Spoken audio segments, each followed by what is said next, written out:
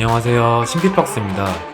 오늘은 세계 최강의 5세대 스텔스 전투기이자 하늘의 제왕인 F-22 랩터에 대해 알아보겠습니다.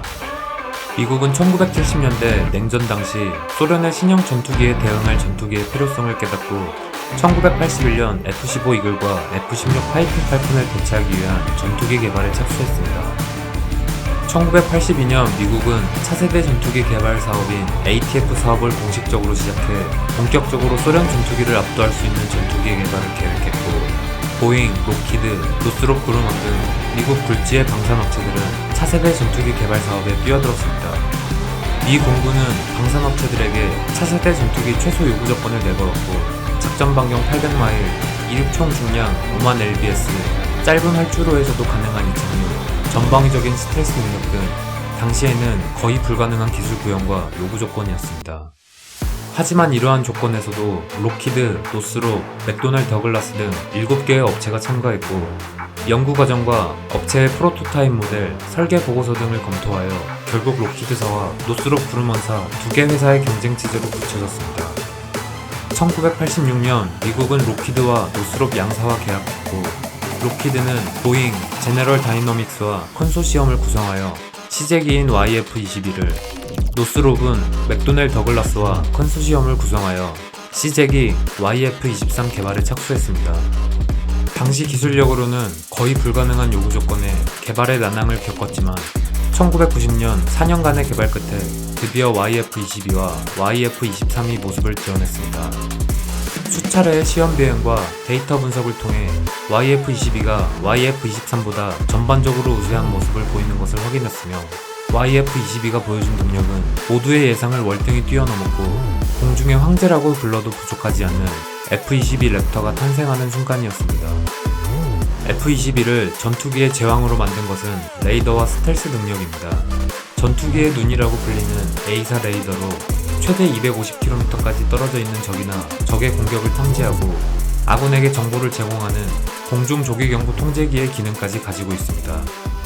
처음부터 철저하게 스텔스 능력을 추구하여 제작된 미국의 스텔스 공격기 F-117 나이트호크조차 레이더 반사 면적은 0.003제곱미터로 하늘을 날아다니는 새보다 약간 큰 정도로 보일 뿐이지만, F-22의 레이더 반사 면적은 0.0001제곱미터로 곤충보다 10배 이상 작은 크기였습니다.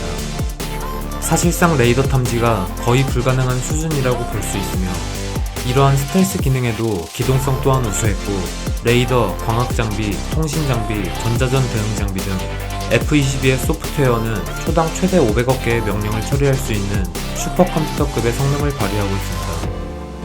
하지만 이러한 고성능 전투기인 F-22를 생산하기 위해서는 많은 예산이 필요했습니다. F-22 한 대당 약 1억 5천만 달러, 하나로 약 1,700억 원이 필요했으며, 엄청난 국방력과 국방 예산을 투자하고 있는 미국이지만 이러한 전투기를 계속해서 생산할 수는 없었습니다. 생산해서 운용한다고 해도 유지 비용 또한 천문학적인 금액이 소모됐으며, F-22 한 대가 1시간 비행하는데 거의 7만 달러의 비용이 들었습니다. 엄청난 경제력을 가지고 있는 미국조차 엄청난 생산 가격과 유지 비용의 압박을 느꼈고, 냉전이 지속 중이던 80년대에는 700대가량을 생산할 계획이었지만 냉전이 끝나자 200대 안쪽까지 생산 계획을 줄였습니다. 게다가 195대까지 만들어진 F-22는 2011년 생산마저 종료됐습니다. F-22의 단점은 예산만이 있는 것은 아니었습니다. F-15와 F-16과 비교해 낮은 지상 공격 능력을 가지고 있었고, 복잡한 기동을 수행할 수 있는 높은 출력을 가지고 있는 쌍발 엔진은 연료 소진 속도가 빨라져 최대 전투 반경이 비교적 좁았습니다.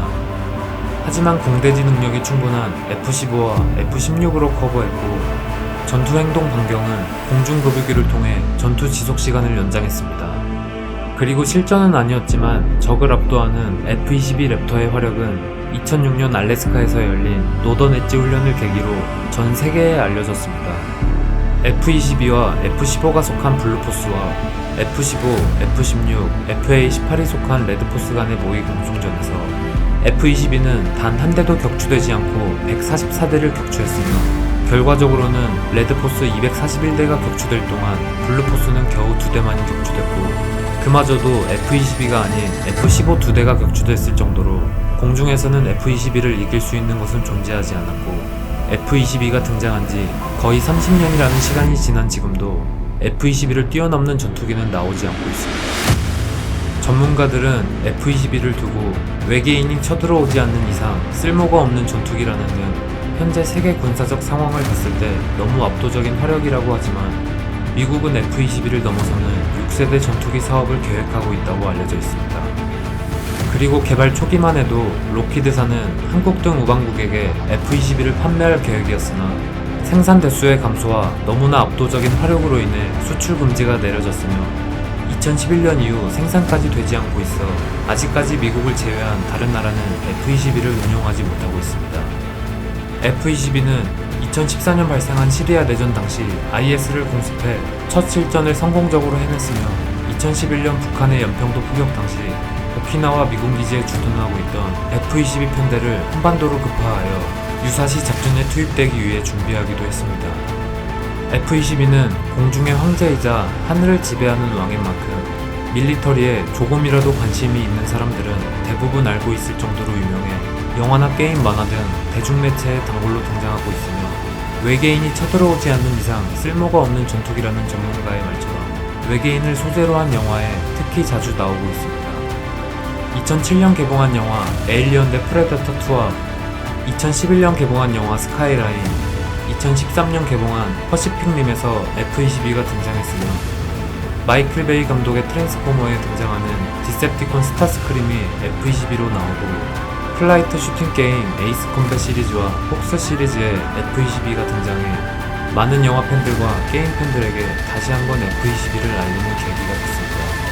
현재 대한민국 또한 차세대 전투기 개발을 위해 2002년부터 연구를 시작하여 2011년부터 한국형 전투기 개발 사업 KF-X를 시작해 현재도 진행 중에 있으며 한국형 전투기는 비록 4.5세대이지만 F-22처럼 완전 매립형 내부 무장과 추후 5세대 스텔스 전투기로 성능 개량을 하는 것을 염두하여 설계했다고 합니다. 성공적인 KF-X 사업으로 대한민국도 하루빨리 최고의 전투기를 만들어 혼돈의 동북아 정세 속에서 대한민국을 안전하게 지켜줄 수 있길 기대하며 오늘 영상은 여기서 마치겠습니다. 감사합니다.